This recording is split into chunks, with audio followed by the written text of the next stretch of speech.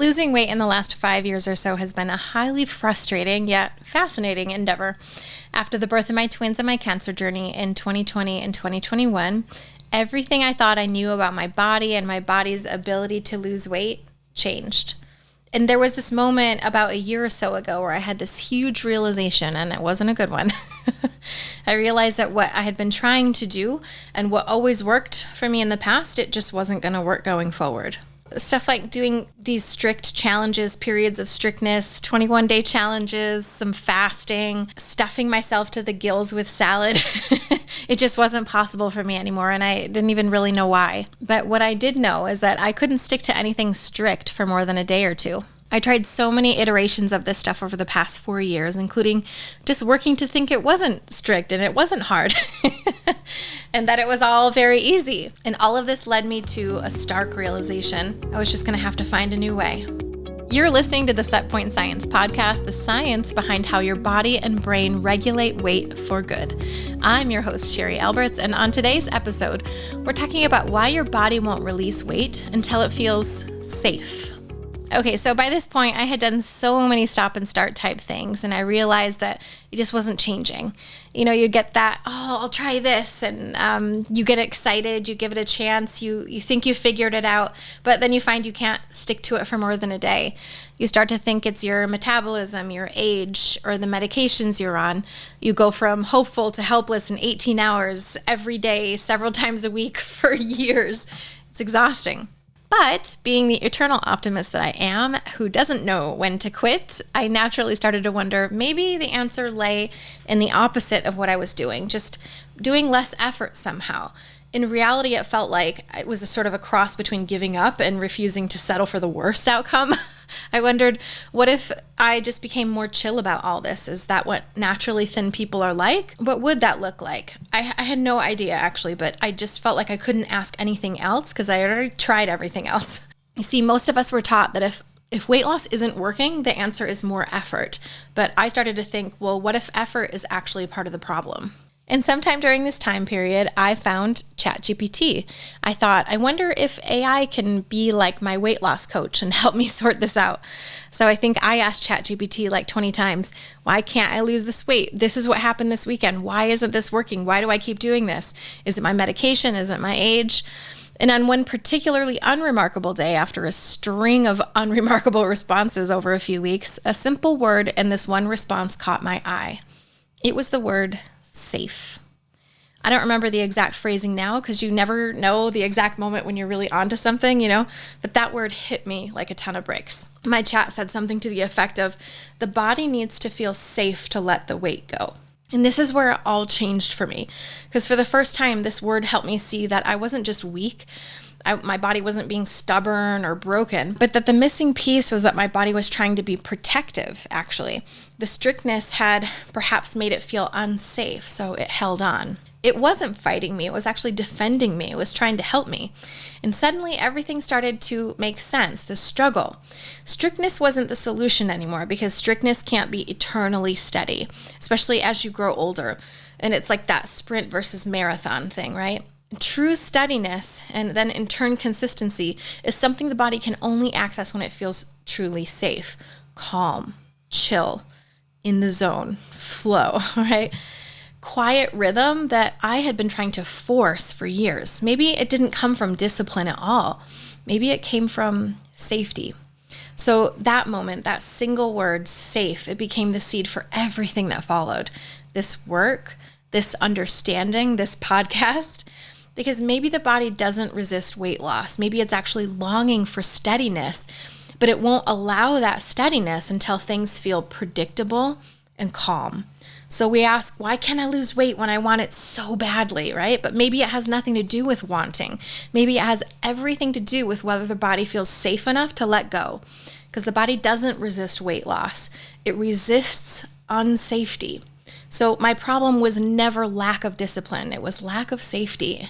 And maybe yours is too. So what does that actually mean, safety? Let's talk about it from a scientific and biological perspective. So when the body senses danger, real or imagined, we know something called the HPA axis lights up. That's what they call this physiological system in the body that responds to stress. So it's 3 parts: HPA, the hypothalamus, the pituitary gland, and the adrenals. When your body senses danger, whether it's real or imagined, these 3 small parts inside your body start working together like a little emergency team. The first one is the hypothalamus. So it's a tiny area deep in the center of your brain, about the size and shape of an almond. It's filled with special nerve cells that constantly read signals from everywhere: your hormones, your temperature, your blood sugar, hydration, even your emotions.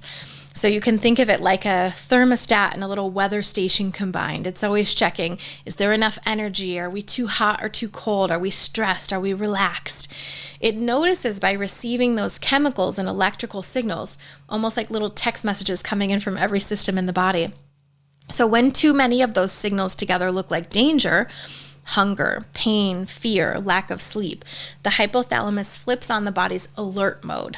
So it's like your body's little control switch, the part that decides whether things feel safe or stressful in the body. So next in the HPA axis, we go to the pituitary gland. It's another little part in your brain shaped like a pea, hanging just below the hypothalamus. Once that gets the stress signal, it acts like the team captain, sending out instructions through your blood like a little tiny hormone post office.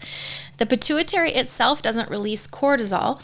Instead, it sends out a different hormone message called ACTH. You can think of ACTH as a little note that says, hey, adrenals down there, we might need extra energy, so get ready. And that brings us to the last part of the HPA axis, which is adrenal glands. You have 2 of them. They're sitting right on top of your kidneys like little triangular hats. They're filled with special cells that make hormones, especially cortisol, your main stress hormone. So when the adrenal glands get that ACTH signal, they release cortisol into your bloodstream. That's how the message travels from your brain to your body in just seconds. No wires or nerves needed. It's just chemistry. And cortisol has one job: to keep you alive. So here's where it gets fascinating though. Cortisol tells your heart to beat a little faster, your muscles to tense slightly, and your digestion to pause. Also, you're ready to react. That's your body's alarm system doing its job. And the thing stressing you doesn't have to be a lion chasing you. It can be a harsh thought, a looming deadline, a skipped meal, or a series of skipped meals. Even that constant low-level feeling like you're not doing enough. That's your body's alarm system doing its job because stuff is getting stressful. So cortisol's main goal is survival. It knows it needs to protect you in those moments. The faster heartbeat, the slower metabolism, the holding on to fat, keeping your blood sugar steady by taking from reserves. That's cortisol telling your body, let's conserve in case this goes on for a while. This is what keeping you safe actually looks like on the inside. Your body isn't trying to sabotage you, it's trying to shelter you. And this isn't all. At the same time, leptin, the hormone that tells your brain we're fed, we're safe, we don't need anything else, it starts to become less sensitive and responsive, so you don't know when you're full as much. And at the same time, ghrelin, which is your hunger hormone signal, can swing wildly, making you feel hungry at weird times. So you end up feeling tired, hungry, confused, like your body's just not playing fair with you. There's a lot going on in there, but one thing it's not is betrayal. All these hormones working together, subtly changing things, that's your biology trying to protect you. Your system is doing exactly what it was designed to do. Hold on. That might mean holding on to fat, holding on to water, holding on to energy, even holding on to old habits that once felt safe. Because change, even good change, can feel threatening to a body that's on alert. When I finally saw this clearly, I stopped asking, what's wrong with me? What's wrong with my metabolism? And I started asking instead, what's my body trying to protect me from? And how can I be more calm all the time, no matter what's going on? And that shift changed everything. Because when we start sending consistent safety signals through nourishment, rhythm, thought, rest, that's when the body starts to relax. Hormones stabilize, digestion improves, energy returns. And this is how the body can learn to let go of old patterns, of old weight. You see, every body has something called a set point. You've probably heard of it before. Think of it like your body's favorite range. It's the weight that it tries to stay around to feel safe. It's managed by your brain, the hormones, the metabolism, all working together like a thermostat. When your life feels stressful or uncertain, your body turns the dial up to hold on to more. When it feels safe and nourished, it slowly turns that dial back down. And that's when weight begins to release naturally without force. It's not magic. It's the biology of safety. If this idea of safety is new or feels relieving, I have a free gentle weight loss guide that walks through these concepts in a simple, grounded way. It's not a plan to follow. It's just something to read and sit with. You can find it at setpointscience.com/podcast guide.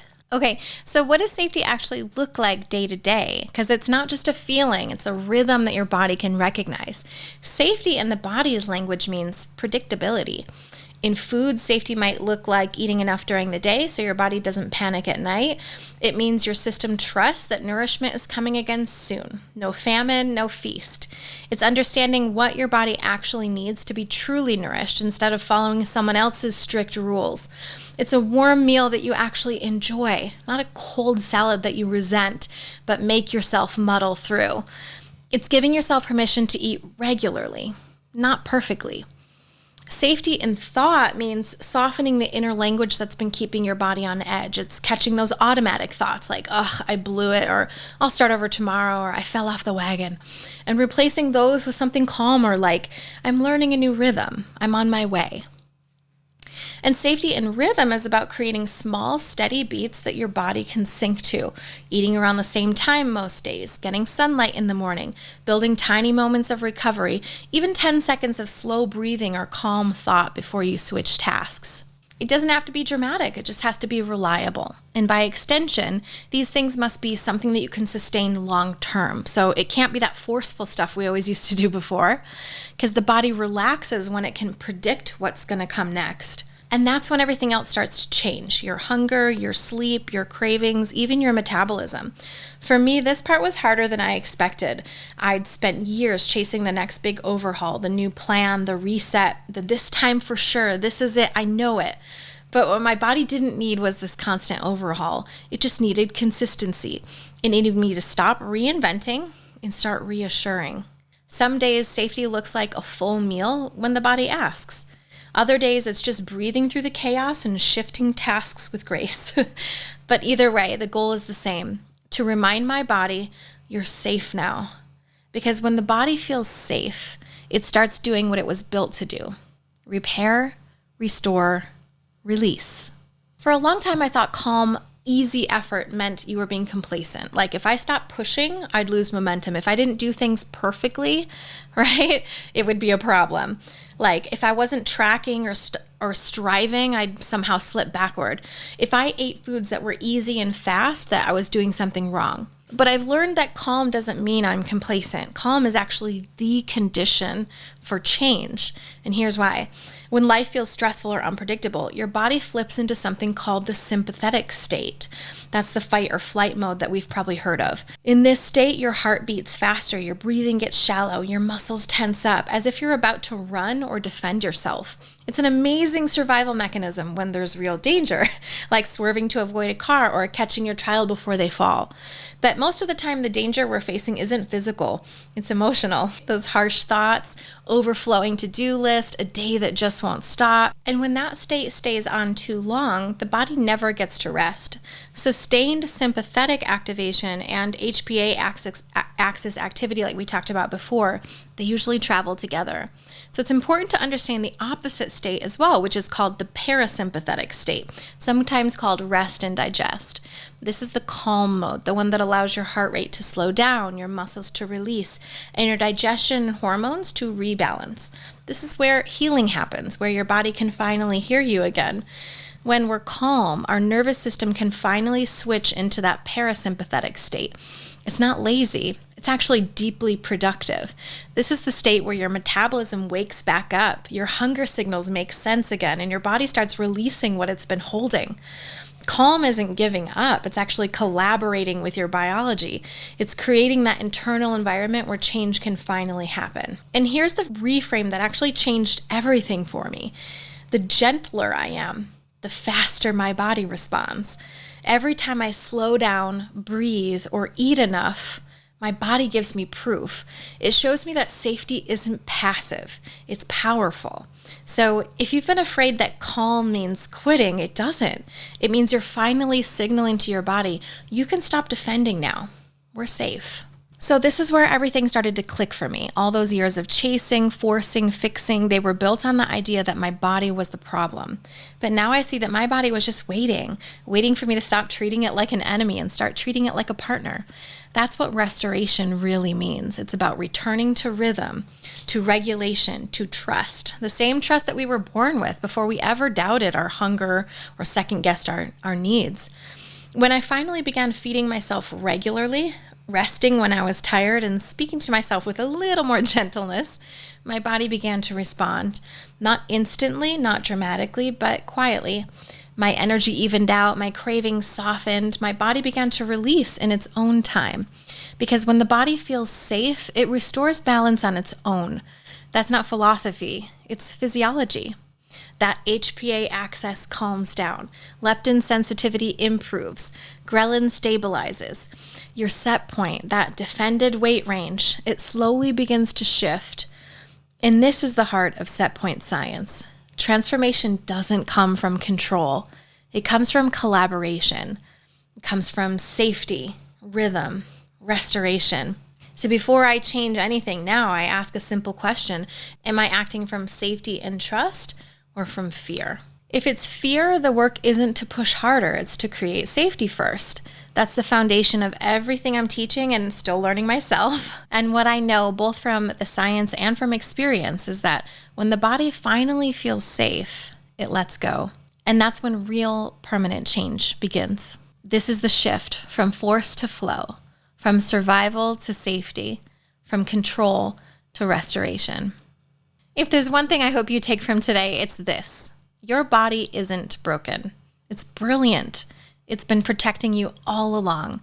What looks like resistance is often just defense from erratic patterns. And the moment you begin sending signals of safety through rhythm, nourishment, rest, thought, stress reduction, your body starts to trust you again. That's when everything begins to shift. And if you're already thinking about how do I live this out with my real, messy, tough life, I get it. I've seen it. I've lived it. And that's exactly what we're going to start exploring in the coming episodes. And next week in episode 2, we're going to talk about why weight loss often feels harder the smarter you are and how overthinking can actually be a form of protection. And remember, if you want a gentle way to explore this on your own, I put together a free resource for you called the Gentle Weight Loss Guide.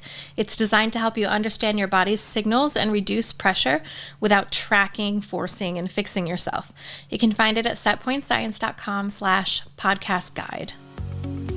Thank you so much for listening to this first episode of Set Point Science. Remember, your body doesn't resist weight loss. It resists unsafety. Until next time, be gentle with yourself. Your body's listening.